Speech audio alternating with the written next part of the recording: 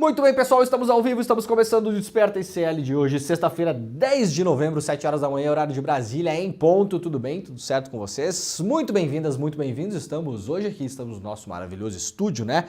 Finalmente fiquei com a sensação, ô Pedro Falcão, de que fiquei 782 dias fora de casa, foi mais ou menos isso, né? Foi aqui umas 3 semanas, né? Mas agora estamos de volta, estamos aqui. Tava com saudade de mim, ô Pedro Falcão? Tava pra caramba, diz o Pedro Falcão.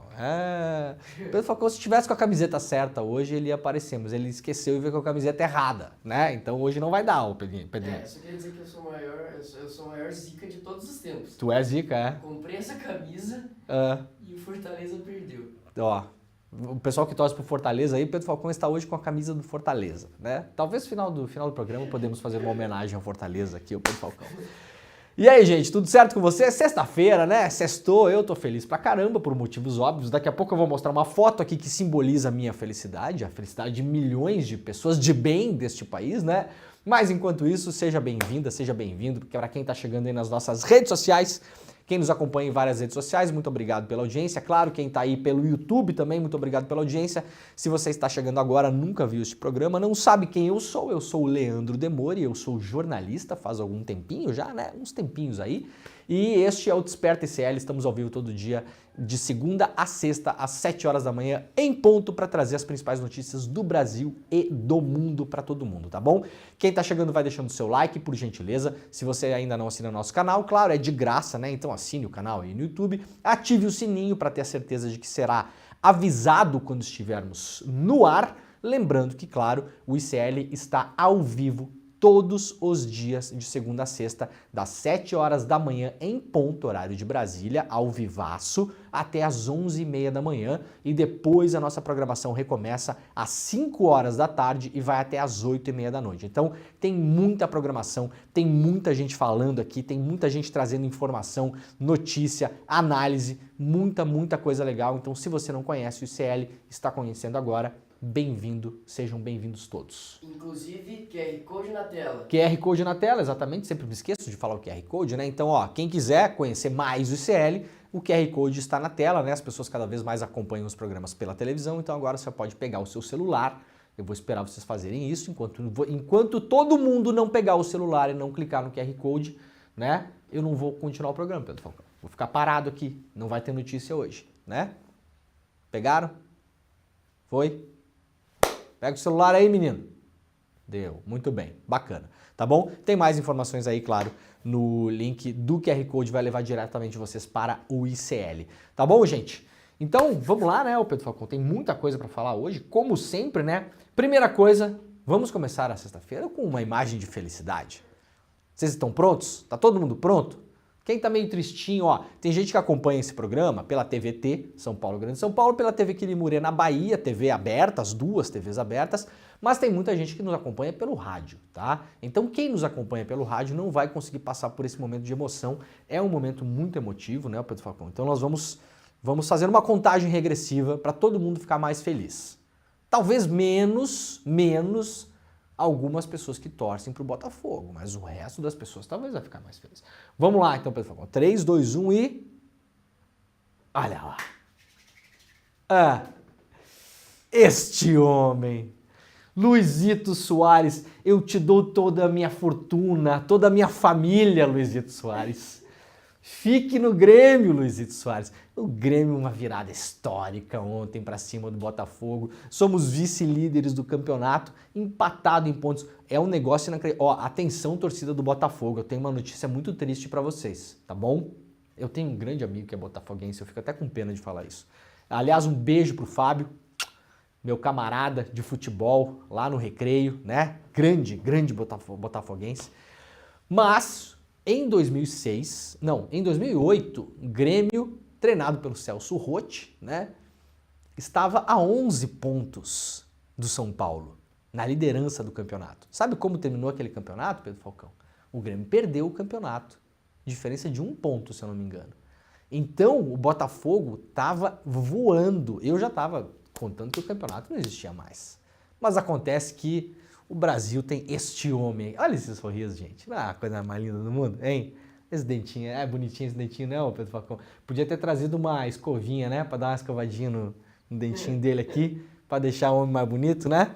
A gente podia ter feito isso, né? Mas vamos dar uma ajeitada aqui, Luizito. Calma, tá, vai ficar tudo bem. Tá aí o homem, ó. Ontem foi 3, né? Também, aliás, né? 3 gols. Sensacional. Agora, tirando a brincadeira de lado, né? O campeonato ficou legal, né, cara? Pô, tá emboladaço ali, tá uma lindeza, né? Embaixo e em cima. Embaixo e em cima, tava todo mundo achando que o campeonato tinha acabado já. Hoje tem 5, 6 times com chance de título. Lá embaixo a disputa tá grande também. O Inter talvez pode cair também. Será, Pedro Falcão, que o Inter pode cair, Pedro Falcão? Meu sonho. Tem chance ainda, né? Vocês imaginam? Não, eu não vou torcer pro Inter cair porque a Ana, minha esposa, é colorada. Então eu não vou fazer essa sacanagem. Vou torcer pro Inter ficar até a última rodada brigando pra não cair. Tá bom assim? Ah, eu não sei se me importa tanto assim com a Ana, não. Eu acho que eu tô torcendo pro Inter cair mesmo.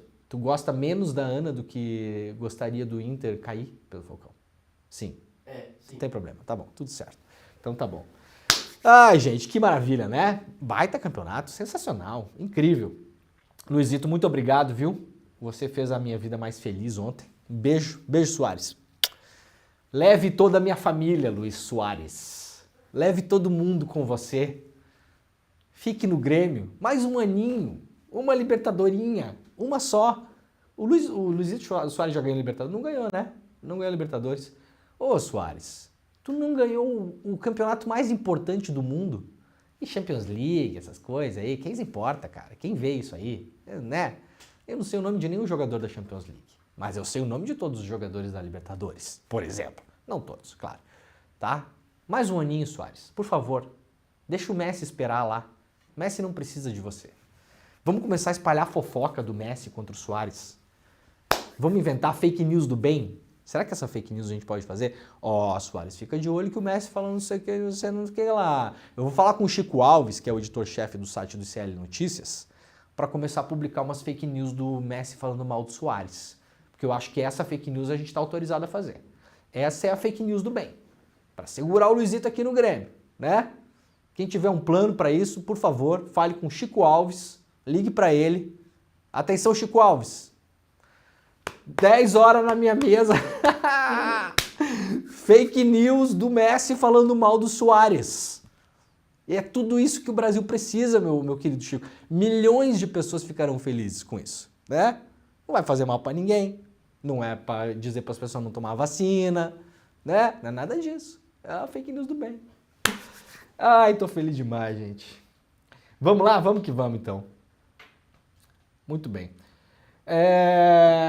Onda de calor ganha força no sudeste e no centro-oeste, previsão de temperaturas mais altas na próxima semana. Eu falei, aliás, essa semana eu falei no programa aqui, né? Poxa, eu vejo esses mapas do Brasil aqui, me dá um negócio, né? O pior ali tá em cima do Paraguai, né? Mas a coisa tá andando para cá. No programa de ontem eu fiz um alerta, aliás, né, para todo mundo que nos acompanha, que o fenômeno El Niño, ele vai durar, segundo os cientistas, mais ou menos até abril do ano que vem, tá? Então o El Niño não se importa que vai chegar o Papai Noel e ele vai pensar, opa, acabou o ano, final de ano e vamos embora, né? Não. Então, atenção, porque nós teremos um verão com El Niño, as coisas podem piorar bastante e em regiões que já sofrem com as temperaturas no verão e com as tempestades de verão também, muita atenção. Eu sei que do ponto de vista individual não dá para fazer muita coisa, né? Mas alguma coisa dá para fazer se você já está ligado que pode rolar, né, enchente em rios próximos da sua cidade, da sua casa, se você mora numa região em encostas, em barrancos e tal, vai ter que pensar em plano B, não tem jeito. Já falei isso aqui, né? Pensa na casa de um parente, pensa numa outra cidade que você pode ir se a coisa enfeiar. Eu sei que não é fácil, eu sei tudo isso, mas a vida sempre em primeiro lugar, então não dá mais pra gente ignorar a existência da emergência climática. Infelizmente, o Brasil é um dos grandes prejudicados disso tudo, né? Uma onda de calor que se instalou no Brasil deve ganhar força a partir do final de semana, segundo o INMET. As temperaturas devem ficar pelo menos 5 graus acima da média em boa parte dos estados das regiões sudeste e também centro-oeste. Lá no Jornal Globo também, Rio tem dia mais quente do mês, 2 dias depois de registrar a menor temperatura deste novembro. A sensação térmica no Rio de Janeiro chegou a 44 graus ontem e 2 dias atrás tinha sido o dia mais frio de novembro, né? Então assim as coisas estão de fato, né? Aliás, não tem saúde que aguenta, né? Tá todo mundo sempre tossindo e espirrando e tal, porque a coisa não é mole não, né? Num dia tá 40 graus, no outro dia tá 15, né? Num dia tem ressaca do mar e... Vocês viram a ressaca do mar no Rio de Janeiro? A gente acabou não mostrando os vídeos aqui, né? Mas assim, subindo na calçada, entrando nos prédios na orla lá, né? Será que finalmente, se um pouco de água começar a entrar nos prédios da orla ali de Ipanema e do Leblon, algumas pessoas vão começar a se preocupar, né? É literalmente a água batendo na bunda, né? Só quando a água bate na bunda que as pessoas vão começar a se dar conta do que está acontecendo. Olha, uma notícia importante lá no iclnoticias.com.br, falta de luz, consumidores têm direitos em casos de danos a equipamentos. A chuva que atingiu a Grande São Paulo na última sexta-feira causou diversos estragos e deixou mais de 2 milhões de pessoas sem luz. O restabelecimento da energia foi demorado, chegando até 5 dias de espera por conta da Enel, né, a empresa italiana que toma conta da energia em São Paulo e na Grande São Paulo. De acordo com o IDEC, o Instituto Brasileiro de Defesa do Consumidor, interrupções bruscas no fornecimento de energia elétrica por longos períodos podem causar danos materiais. A entidade alerta que equipamentos eletrônicos como televisores, refrigeradores, máquinas de lavar, computadores, entre outros, podem ser danificados e os prejuízos devem ser ressarcidos pelas concessionárias. Então, se você teve, não só em São Paulo agora, em qualquer lugar do Brasil, teve queda de energia, ou a energia que é distribuída na sua casa tem péssima qualidade. O que é uma energia de péssima qualidade? Uma energia que tem muita variação, né? Ela tem que correr numa corrente normal ali, próximo de X, né? 110, 220 e tal, tem que chegar na sua casa de uma certa maneira e ela tem muitas variações. Isso é energia de péssima qualidade, tá? Então, se você teve eletrodomésticos, eletroeletrônicos queimados por conta disso, vá até o site do iclnoticias.com.br que tem uma matéria hoje no site, na capa do site, de serviço para você entender o procedimento para fazer a reclamação junto às companhias de eletricidade e ter os seus bens ressarcidos. É seu direito, tá bom? Tá tudo lá bonitinho, a resolução da ANEEL, como você faz para fazer a queixa, né? Tem que dizer que horário que foi, que tipo de equipamento que é, qual o número da sua unidade de consumidor e tal, mas tá tudo aqui explicadinho, corre para lá que o pessoal do site fez um belo serviço para você conseguir recuperar. Tem muita coisa que não se recupera, né? Alimento, por exemplo, foi para banha, né? Agora, tem coisa que dá para recuperar, então corre lá para o site para entender como vocês podem fazer isso. Ainda no iclnoticias.com.br, desmatamento anual na Amazônia registra queda de 22,3%, o melhor índice desde 2019, né? O desmatamento na Amazônia Legal entre agosto de 22 e julho de 23 alcançou 9 mil km², o que representa queda de 22% em relação ao ano anterior, de 21 para 22. A informação foi dada ontem pelo Instituto Nacional de Pesquisas Espaciais, o INPE. Os dados são do projeto de monitoramento de desmatamento da Amazônia Legal por satélites, o PRODES, sistema mantido pelo INPE e que faz apuração anual da supressão florestal nos 9 estados que compõem a Amazônia Legal, a saber, Acre, Amapá, Amazonas, Mato Grosso, Paraná, Rondônia, Roraima, Tocantins e também parte do Maranhão. O resultado, portanto, é o melhor desde 2019, né? No entanto, ainda estamos falando de um cenário de desmatamento, tá? Aqui teve queda de 22% no desmatamento, mas o desmatamento permanece. A gente viu aí 9 mil km² desmatados na Amazônia Legal nesse período, né? Então a coisa ainda não está 100%, né?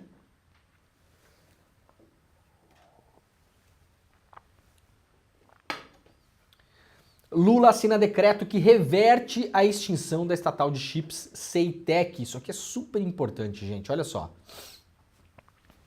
Na última segunda-feira, o presidente Lula assinou o decreto que autoriza a reversão do processo de extinção do Centro Nacional de Tecnologia Eletrônica Avançada, a Ceitec, empresa pública de microeletrônica. Grosso modo, uma empresa de chips, né? Para fabricação de chips. A estatal atua na fabricação de circuitos integrados, chips, módulos e tags de identificação por radiofrequência. Com o decreto, a estatal voltará a operar. A CEITEC foi criada em 2008, durante o governo do Lula II, né? E ganhou destaque com a fabricação de chips, sobretudo para o monitoramento de gado. A estatal é uma das pioneiras do setor de semicondutores e de componentes avançados e estratégicos no país. Em fevereiro deste ano foi criado um grupo de trabalho e agora finalmente a decisão de manter a CEITEC, né? É impressionante que qualquer governo aqui, tirando o Bolsonaro de lado, tá? Assim, ó. Qual o motivo de um governo decidir acabar com uma empresa brasileira de tecnologia que estava fabricando chips? E tendo a liderança, inclusive, no monitoramento, por exemplo, de gado, que é super importante. Vejam como as coisas se conectam, né? A gente tem uma estatal que consegue fabricar um produto eletroeletrônico para monitorar gado, e um dos grandes problemas do desmatamento no Brasil tem relação justamente com o gado não monitorado. O Brasil não monitora a maior parte do seu rebanho. Por isso que volta e meia a gente dá notícia aqui dizendo que o McDonald's comprou carne de desmatamento. O que é carne de desmatamento? É quando o cidadão vai lá, desmata a Amazônia, coloca boi em cima. Esse boi não está monitorado, ele não tem chip no seu corpo. Então a gente não sabe a procedência desse boi, né? E aí nós temos uma estatal que produz esse tipo de coisa, com tecnologia em boa parte nacional, né? Qual o motivo de um governo acabar com essa empresa? É um negócio inacreditável, não faz sentido econômico, não faz sentido estratégico, não faz sentido ambiental, nada, absolutamente nada. Finalmente uma decisão, né? Aliás, parabéns para os servidores, funcionários da CEITEC, que vem fazendo uma luta nos últimos anos em glória, pressionaram muito o governo esse ano e finalmente essa decisão. Para quem não sabe, a maior luta corporativa do mundo nesse exato momento é uma luta que tem a ver com microchips. Toda a treta que tem em Taiwan, China, Estados Unidos tem a ver com empresas de microchips. Não se faz nada sem chip no mundo hoje, né, gente? Absolutamente nada. Não tem carro, não tem celular, não tem computador, não tem televisão, não tem nada. Nada. Não tem ônibus, não tem metrô, não tem nada. Aí o Bolsonaro vai lá e decide, claro, acabar com a empresa de chips. Óbvio, lógico, é uma decisão evidente, né? É inacreditável, né, os danos que esse governo fez no Brasil nos últimos anos. A gente está colhendo eles até agora, né? Notícia em relação às queimadas de Manaus, também lá no iclnoticias.com.br, como Manaus ficou entre as 3 piores cidades do mundo na qualidade do ar. Desmatamento diminui, mas queimadas comprometem a qualidade do ar. Em outubro, Manaus teve apenas um dia, no mês todo, de ar considerado bom. Todos os outros dias as pessoas estão respirando ar impróprio em Manaus. A gente tem visto as imagens, né? Aqui a imagem de queimadas, mas tem imagens. Isso aqui é uma reportagem publicada em parceria com a agência pública, lá no site do iclnoticias.com.br. Governo de Santa Catarina censura livros escolares de colégios em Florianópolis. A Secretaria de Educação de Santa Catarina censurou na última terça-feira 9 livros escolares que até então estavam à disposição dos alunos nos colégios em Florianópolis. O governo alega que são obras de violência em regimes autoritários e que tratam do nazismo. Segundo o ofício da Secretaria, o material deve ser armazenado em local não acessível à comunidade escolar. Foram vetadas pela administração estadual os livros Laranja Mecânica, Diário do Diabo, Química Entre Nós, são 9, né? Aqui tem 3 exemplos, né? A Secretaria Estadual de Educação, por meio da Coordenadoria Geral de Educação em Florianópolis, informa que está redistribuindo alguns dos títulos das bibliotecas das unidades escolares da região, buscando melhor adequar as obras literárias às faixas etárias das diferentes modalidades oferecidas na rede estadual de educação. Isso aqui tem a maior cara de censura de Carolinha, né, ô Pedro Falcão? Tem cara, né? Livros proibidos, Doni Darko, Coração Satânico, que mais que tem de coisa conhecida das pessoas aqui? O Exorcista, It, a Coisa, do Stephen King. Gente, é tudo obra de ficção, né? Qual o problema de aluno ler Laranja Mecânica? Laranja Mecânica é uma obra de ficção, né? Para quem não sabe. Então, assim, ao invés de capacitar o professor para chegar lá e explicar e dar o contexto, e a molecada ler o livro e depois assistir o filme, não, os caras vão lá, tiram, vão botar o quê no lugar, será? Será que vão botar a biografia da Carolina Campagnolo, aquela deputada estadual que fica tirando foto com um fuzil, né? É contrassensual, aliás, né? Santa Catarina, que é um estado famoso pela defesa da violência nos últimos anos, né? Não Santa Catarina como um todo, não todos os catarinenses, mas uma boa parte, né? É contrassensual que vá para cima de livros, né? Não me espantaria se fizesse uma montanha de livros e tacassem fogo, como aconteceu em outros lugares por aí que eu não vou citar. Olha, notícia muito boa dessa manhã, publicada lá no iclnoticias.com.br também. Brasileiros são finalmente autorizados a deixar a faixa de Gaza e entrar no Egito. O grupo de brasileiros que estava retido na faixa de Gaza finalmente foi autorizado a cruzar a passagem de Rafah, o único acesso ao Egito possibilitado para fugir da guerra, né? Na manhã dessa sexta-feira, portanto hoje, imagens enviadas por Hassan Rabi, de 30 anos, ao ICL Notícias, mostravam um grupo nas imediações da fronteira, esperando para ser liberado. A chegada no Brasil está prevista para domingo, dia 12. Segundo Hassan, ainda pela manhã, a abertura da passagem dependeria antes da saída dos feridos dos bombardeios israelenses. Estamos aqui na fronteira na esperança de abrir o portão. Depois que entrassem os feridos, a gente seguiria viagem. Sem entrar os feridos no Egito, ninguém consegue viajar. Os 34 brasileiros estavam na fronteira sul da faixa de Gaza, nas cidades de Khan Yunis e Rafah. Segundo as primeiras informações, um dos brasileiros, uma senhora, não tinha sido autorizada a sair. Entretanto, o governo brasileiro interveio e ela pôde seguir com o grupo. A Embaixada do Brasil no Egito informou que assim que cruzarem a fronteira será feita uma avaliação sobre a necessidade de atendimento médico do grupo, ainda no local, e depois uma equipe do Itamaraty levará essas pessoas possivelmente aí para a capital do Egito, né? E aí as pessoas voltam para o Brasil. A previsão de chegada desses são brasileiros palestinos, com dupla cidadania também, né? E parentes de brasileiros que estavam lá, familiares, que desejam vir para o Brasil também. A chegada provável é no domingo. A gente vai mostrar rapidamente um vídeo aqui dos brasileiros que fizeram no ônibus, né, indo até a fronteira. Vamos lá, Pedro Falcão. Consegue viajar hoje, chance muito grande. Talvez vai ter dificuldade, mas espero que não aconteça isso. E a gente já está indo agora na fronteira.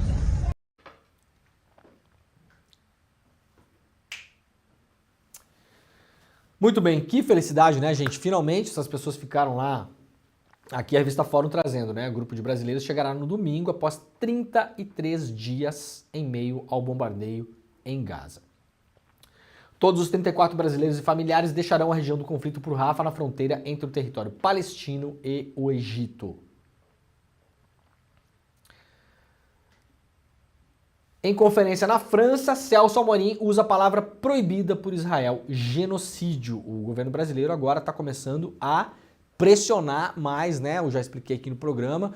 O governo brasileiro calhou, né? Uma coincidência histórica dessa nova etapa desse conflito, né? Isso aqui não começou ontem, obviamente, todo mundo sabe. Calhar no momento que o Brasil era presidente do Conselho de Segurança da ONU. Então o Brasil tentou fazer um trabalho de tentar um cessar-fogo na região e abrir corredores humanitários, né? E fazer com que os reféns que estão ainda em território de Gaza conseguissem voltar para casa em Israel. Esse era o trabalho do Brasil. Israel, o Estado de Israel, né? O governo de Israel, bem dizendo, né? O governo de Israel não ficou nada contente com isso, obviamente. Essa demora na liberação dos brasileiros em Gaza, imagina-se que tem a ver com isso, tanto é que o Itamaraty está pedindo explicações do governo israelense em relação aos critérios de liberação de estrangeiros. Por que os brasileiros não foram liberados antes? Por que liberaram indonésios, filipinos, alemães, franceses, estadunidenses, pessoas de vários lugares do mundo, e os brasileiros foram ficando lá? Sendo que era um grupo muito pequeno. Na primeira lista que saiu, no primeiro dia que as pessoas puderam sair, foram liberadas 578 pessoas, 400 estadunidenses. Por que os 34 brasileiros ficaram presos lá todo esse tempo? Há uma forte suspeita, sem comprovação, não se sabe, mas dá para imaginar, que isso tenha sido uma retaliação do governo israelense ao governo brasileiro. Mas retaliação ao quê? Afinal de contas, o governo brasileiro pediu um cessar-fogo, né? E para o governo do Netanyahu, um cessar-fogo é um absurdo. Por quê? Porque o governo do Netanyahu quer seguir explodindo Gaza. Essa é a reação. E é absurda, é óbvia, né? Mas ficou claro que essa é a reação. Agora, finalmente, os brasileiros começam a ser liberados. O Brasil não está mais na presidência do Conselho de Segurança da ONU e pode agora começar a tomar medidas mais duras em relação à relação do Brasil com Israel. Aliás, deve, né? O chefe da assessoria especial da Presidência da República, portanto, Celso Amorim, subiu o tom contra o governo de Israel e usou pela primeira vez, como representante do governo brasileiro, a palavra genocídio para se referir às ações militares israelenses contra palestinos na faixa de Gaza. A declaração foi dada durante a Conferência Humanitária Internacional pela População de Gaza, organizada pelo presidente da França, Emmanuel Macron, em Paris. O evento reuniu representantes de 40 países para discutir ações humanitárias na região. Em seu discurso, o ex-chanceler brasileiro voltou a criticar o ataque do Hamas contra israelenses no dia 7 de outubro, mas condenou a reação do governo de Israel, que vem sistematicamente bombardeando o território. Disse o Celso Amorim: eu reitero a condenação do Brasil nos ataques terroristas contra os israelenses e a tomada de reféns. No entanto, atos bárbaros como esses, os bombardeios de Israel em Gaza, o ataque do Hamas, não justificam os bombardeios, o uso indiscriminado da força contra civis. A morte de milhares de crianças é chocante. Para lembrar, são 4.000 crianças assassinadas pelo governo israelense em Gaza. 4.000. São mais de 10.000 pessoas assassinadas, a imensa maioria mulheres e crianças. A palavra genocídio inevitavelmente vem à mente, disse o Celso Amorim em seu pronunciamento. Amorim reforçou os apelos do presidente Lula por um cessar-fogo na faixa de Gaza, com a criação de corredores humanitários, e mencionou ainda a insistência de Israel em manter retidos o grupo dos 34 brasileiros. Agora, finalmente, isso aqui foi antes da notícia de que eles seriam liberados. O discurso na íntegra do Celso Amorim, para quem quiser ler o discurso, para não falar bobagem na rede social, para ficar criticando sem ler, tá lá publicado pela revista Fórum, tá na capa lá da revista Fórum. Gente, tá rolando, não sei se vocês estão acompanhando, eu acabei não conseguindo falar nisso porque isso estourou ontem, eu não estava no programa ontem, Tá rolando uma operação da Polícia Federal no Brasil, em conjunto com a BIM israelense, que é a Mossad, e também os Estados Unidos, que prendeu 2 pessoas no Brasil que seriam inicialmente ligadas ao Hezbollah. Hezbollah é o grupo que controla uma parte do Líbano, um grupo considerado um grupo terrorista por vários países e entidades do mundo, e tem uma disputa também ali com Israel por território, Estamos aqui. Teve uma operação da Polícia Federal que prendeu 2 pessoas. Inicialmente, o avanço dessa notícia, ele é curioso. Aliás, eu devia ter colocado aqui, eu vou colocar o meu Twitter para vocês verem como as coisas andam, O avanço dessa notícia é realmente curioso. Deixa eu ver se eu consigo colocar aqui. Aqui, Inicialmente, foi noticiado que seria uma célula do Hezbollah no Brasil. Tá aqui, Tem que deixar maiorzinho, Pedro Falcão? Já sei, tô ligado. Essa é a notícia inicial. Tá todo mundo vendo aqui? Vamos levantar, É bom levantar também. Vamos lá. Levanta, menino. Foi. Isso aqui é a notícia inicial, Mossad, que é a BIM, grosso modo, Nenhuma comparação é justa e dá conta de tudo, mas é a BIM do governo israelense, do Estado, do Estado de Israel. A Mossad ajudou a desarticular no Brasil célula do Hezbollah. Olha aqui, célula do Hezbollah no Brasil, Diz governo de Israel. A informação foi compartilhada pelo perfil oficial do gabinete do primeiro-ministro israelense nas redes sociais na quarta-feira, portanto, anteontem. Célula do Hezbollah, Uma célula de um grupo terrorista, assim como uma célula mafiosa, é uma coisa bastante específica. Uma célula é quando você está instalado em um território, você tem de fato uma base, né? Você tem ali todo o conhecimento territorial, você tem uma organização, você tem uma liderança, tá? Isso é uma célula, isso é uma célula. Essa foi a notícia que saiu na quarta-feira. Vamos lá para a evolução da notícia? Vamos lá. Aí, ontem, no meio do caminho, meu filho. Aqui. Ontem, no UOL, no meio do caminho, temos a notícia do UOL. Depois dessa notícia que foi dada pela CNN. A Polícia Federal prendeu hoje 2 pessoas em operação contra o planejamento de atentados terroristas no Brasil. Segundo a PF, brasileiros foram recrutados pelo Hezbollah. Então vamos lá. Me acompanha aqui, junto comigo. Atenção. Primeira informação, célula do Hezbollah no Brasil. Célula do Hezbollah no Brasil, tá bom? Célula pressupõe uma série de coisas. As pessoas estão lá, tem uma casa alugada, tem um sítio, tem um apartamento, sei lá o quê, né? Tem um grupo, tem hierarquia, tem estrutura, célula. Primeira notícia. Avançou um pouquinho a notícia, já não é mais célula. São brasileiros recrutados pelo Hezbollah. Isso aqui não é uma célula. Tá bom? São coisas diferentes. Parece a mesma coisa, mas não é não, tá, gente? As coisas têm um nome justamente porque o nome significa a coisa, né? A gente dá um nome para justamente conseguir dar significância para as coisas. Então, primeiro célula, depois brasileiros recrutados pelo Hezbollah. Andou um pouquinho mais a notícia. Para onde que a gente foi quando ela andou? Aqui, ó. Lá no G1, um pouquinho depois que andou a notícia, a Polícia Federal prendeu 2 pessoas investigadas por indícios de terrorismo, etc. e tal, indícios de estarem ligados a um grupo ligado ao Hezbollah. Então é o seguinte, vamos lá. Célula do Hezbollah, recrutados pelo Hezbollah, grupo ligado ao Hezbollah. São 3 coisas diferentes. Alguém errou nessas notícias aqui. Eu sei quem errou? Não sei. Por quê? Primeiro, o inquérito não é público. Nós não sabemos o que tem dentro do inquérito. Não sabemos.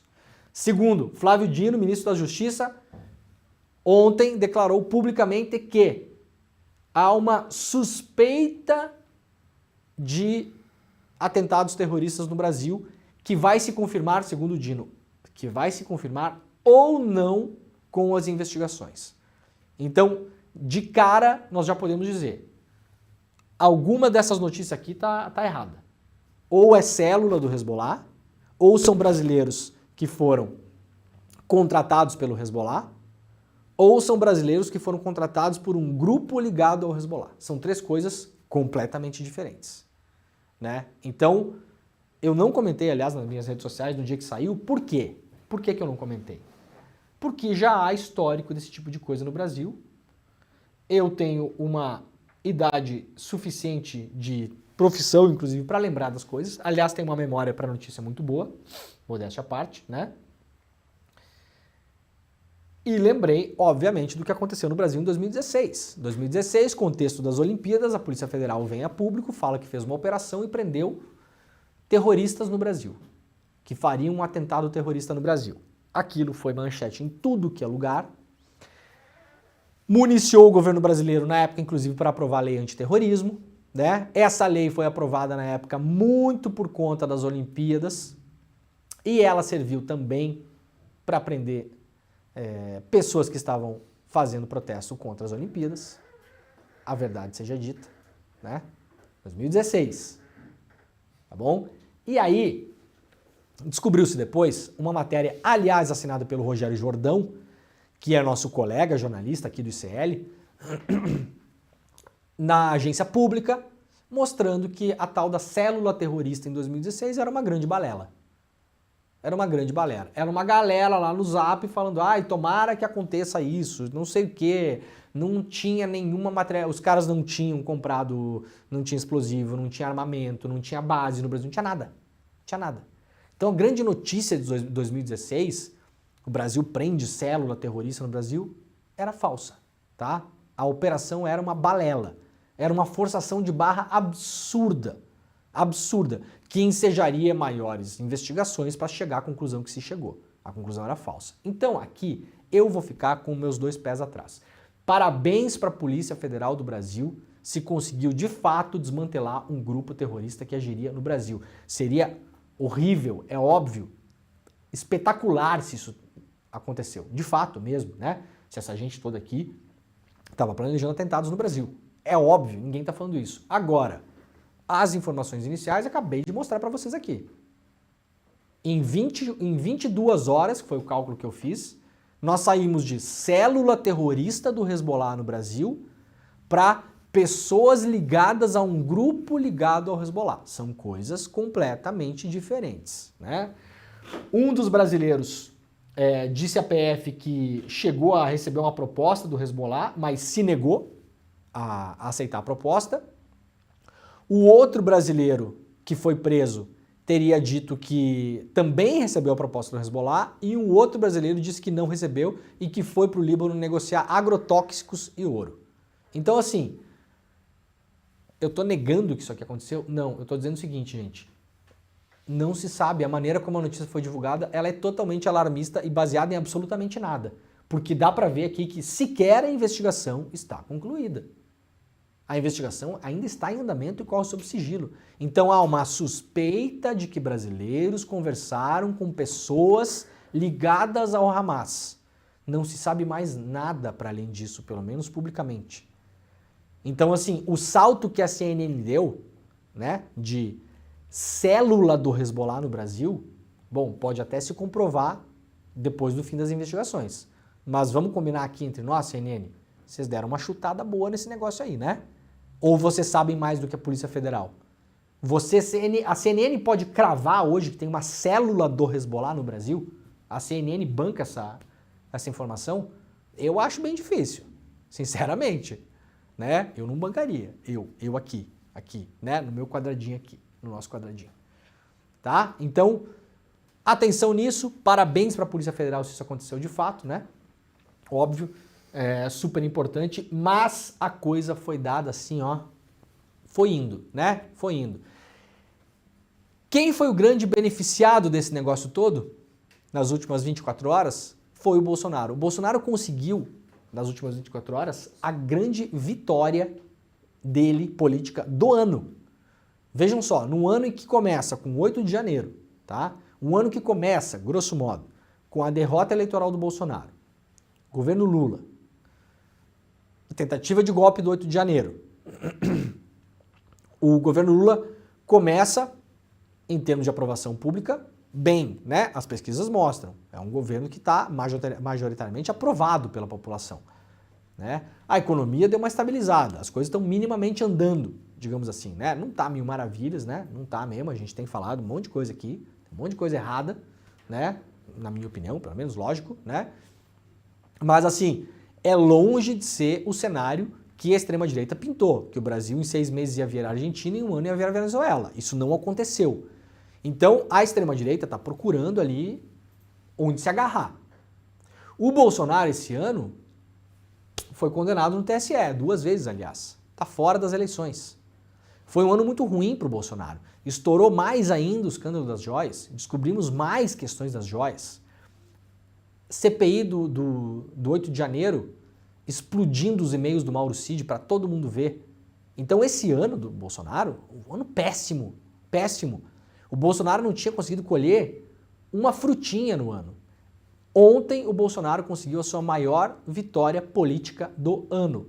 Qual foi? A Embaixada de Israel convidou o Bolsonaro para uma reunião, supostamente para mostrar imagens terríveis que aconteceram em Israel para o Bolsonaro. E, ato contínuo, temos, ao mesmo tempo, essa operação da PF rolando, né, no mesmo contexto, em relação ao Hezbollah, e temos também a soltura, agora definitiva, esperamos, dos brasileiros, né, a liberação dos brasileiros para cruzarem a fronteira de Gaza. Isso tudo, para milhões de pessoas, né, isso tudo vira feno lá pro gado bolsonarista. Vira. Por quê? Porque parece que o Bolsonaro entrou em ação e teve uma operação para desmantelar o terrorismo no Brasil e os brasileiros em Gaza foram liberados. É isso que está sendo vendido nos grupos para a extrema-direita no Brasil. A CNN, atenção, é parte desse mecanismo de propaganda, tá bom? Verdade seja dito aqui. Tem muita gente boa na CNN, eu já falei 1000 vezes, tem repórteres incríveis lá, tem ótimos editores, tem ótimos colegas, não estou generalizando, mas a CNN está a serviço dessa história, dessa historinha, tá bom? Partindo do célula do Hezbollah no Brasil, eu quero que a CNN, por gentileza, prove que existe uma célula do Hezbollah no Brasil, casa alugada, o chefe da quadrilha, o armamento, a bomba, isso é uma célula, gente. Célula é uma coisa muito específica, tá? É uma coisa de manual. Quem estuda organizações criminosas sabe disso. Célula é uma coisa bastante específica. Célula tem o PCC em Portugal, por exemplo, né? No Paraguai. São coisas diferentes. E a CNN vem dando vazão para essa história, cobrindo a história do Bolsonaro, não sei o quê. Importante, a Embaixada de Israel no Brasil usou o Bolsonaro e o Bolsonaro se deixou usar, porque para ele foi super importante, foi uma grande vitória de storytelling do Bolsonaro, né, de narrativa do Bolsonaro do ano, foi inegável isso, inegável, porque para muitas pessoas vai parecer que os brasileiros estão sendo liberados em Gaza por causa do Bolsonaro, vai parecer mesmo, goste você ou não, você não precisa concordar, é o que é, tá? É o que é verdade. Se você for falar com um bolsonarista roots mesmo, a pessoa vai te falar isso. E a Embaixada de Israel usou o Bolsonaro para esfregar a cara do governo brasileiro no asfalto. Essa é a grande verdade. Isso é uma desfeita diplomática, não é pequena, não é pequena.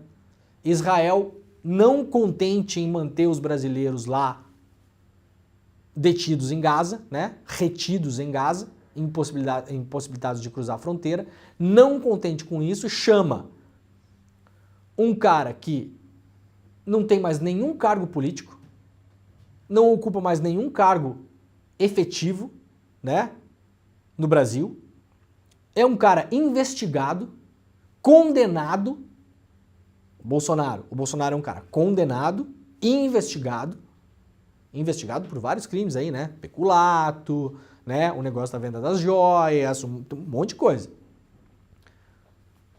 É um despeito diplomático o que a Embaixada de Israel fez no Brasil. Eu tenho certeza absoluta que fez de propósito, absoluta que fez de propósito. E isso tudo foi um esquema montadinho para esfregar um pouco na cara do governo brasileiro, né? Então, já tinha falado isso na semana passada. Se faltava motivo para o governo brasileiro empurrar mais essa história, eu acho que agora não falta mais, né? Talvez, inclusive, fazer o que fizeram outros países, África do Sul, por exemplo, Colômbia, Chile, e chamar o embaixador brasileiro de Israel de volta para o Brasil, que seria uma atitude diplomática à altura, no mínimo, do jogo sujo que a Embaixada de Israel fez ontem com essa pataquada de convidar o Bolsonaro. Ontem e anteontem, né? Jogo baixo, jogo sujo.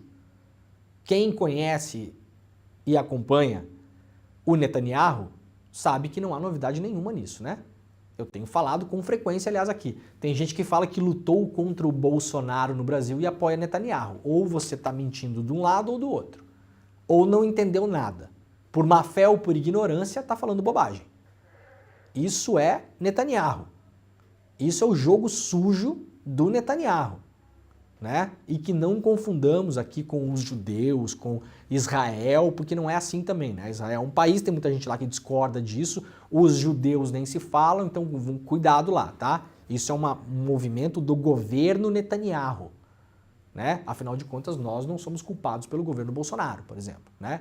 Quando fazia bobagem, não era justo que se falasse pra gente, pra mim, pro Pedro Falcão, aí, ó, o Brasil, você é brasileiro, aí você brasileiro desmatando a Amazônia. Não, eu brasileiro não.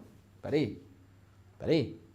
Quem está liberando o garimpo na Amazônia é o governo Bolsonaro. Então, só para a gente deixar as coisas organizadas aqui. Isso é uma atitude do governo de Israel. E que eu espero que o Brasil tome uma atitude pesada em relação a isso. Pesada. Chamar o embaixador nas próximas horas seria, assim, ó, fantástico. Do tipo assim, ah é? Agora que os brasileiros saíram de Gaza, né? Ah é? Então tá bom. Então a gente vai fazer a pressão internacional em relação a isso também.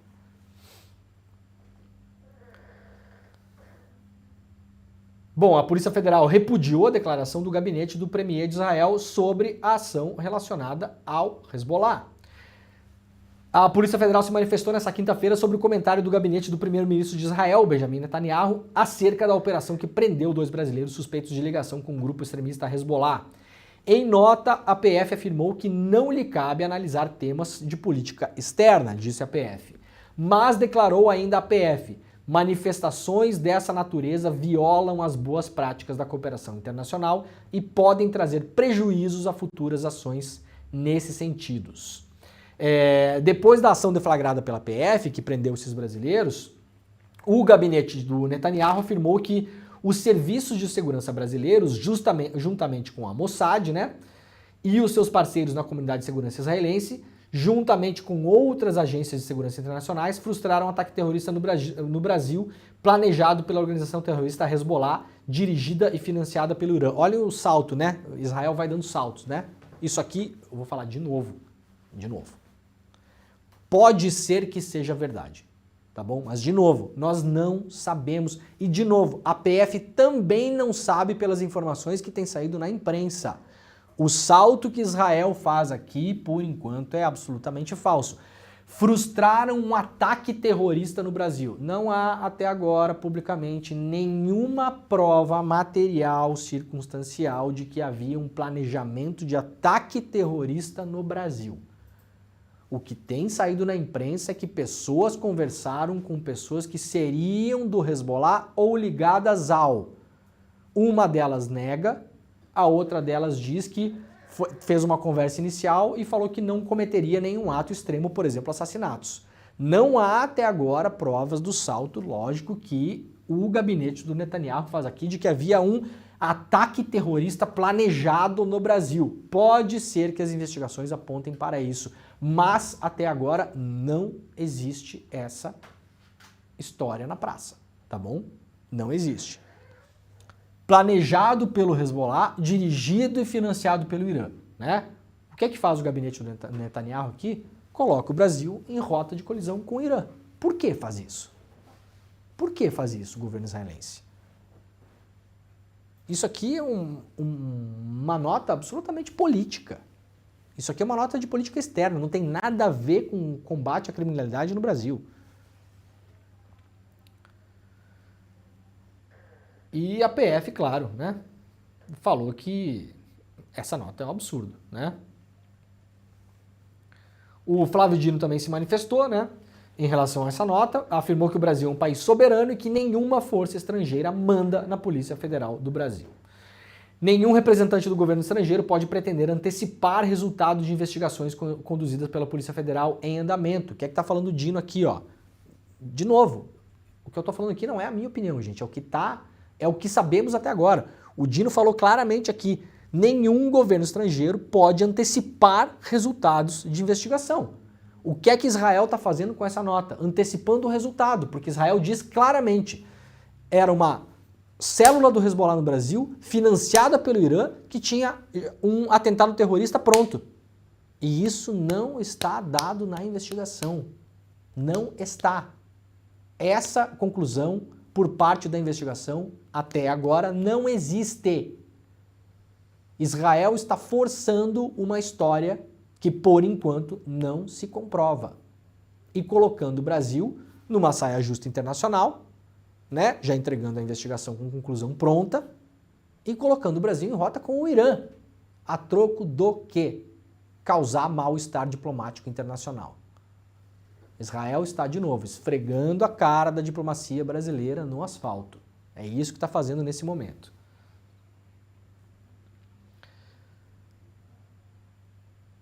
Muito bem.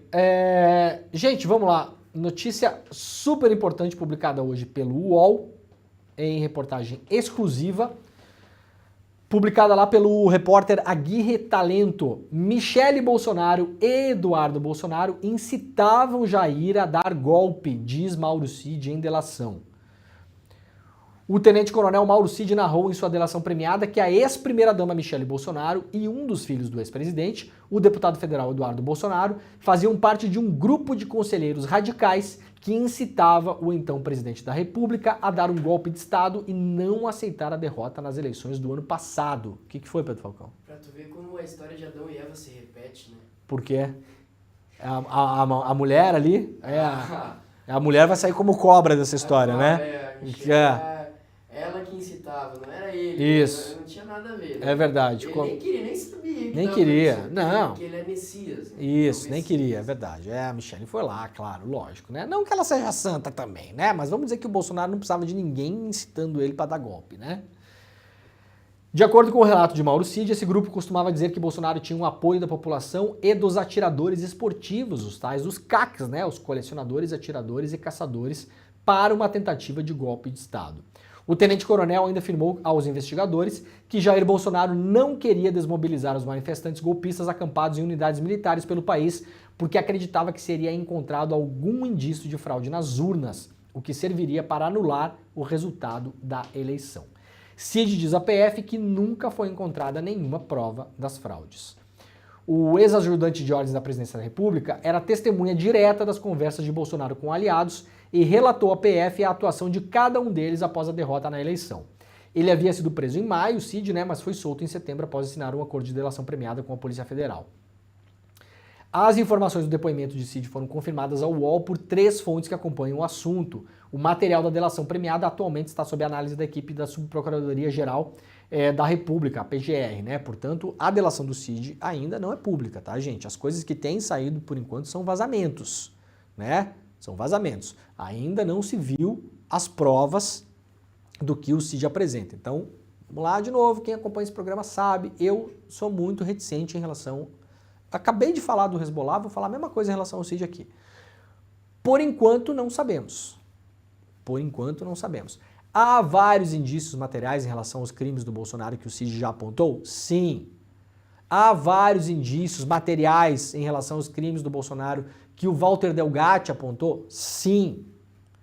Há reuniões, fotografias, ligações, mensagens de zap, tem um monte de coisa que já é pública. Agora, o que nós vemos agora, por exemplo, que o UOL traz aqui pra gente, que a Michele e o Eduardo incitavam o Bolsonaro a dar um golpe de Estado, dizendo que parte da população, e principalmente a população armada no Brasil, a população civil armada, os CACs, estavam do lado do Bolsonaro, para isso não temos provas. Não temos, tá bom? Podemos imaginar que dentro do contexto geral isso seja verdade? Sim, há uma grande possibilidade. Não se está falando aqui de, né, da Madre Teresa de... A notícia não é Madre Teresa de Calcutá ensinava Bolsonaro a golpe, né? Aí a gente ia desconfiar e exigir muito mais indícios, né? Não, mas não é a Madre Teresa, né, gente? Aliás, muito pelo contrário, né?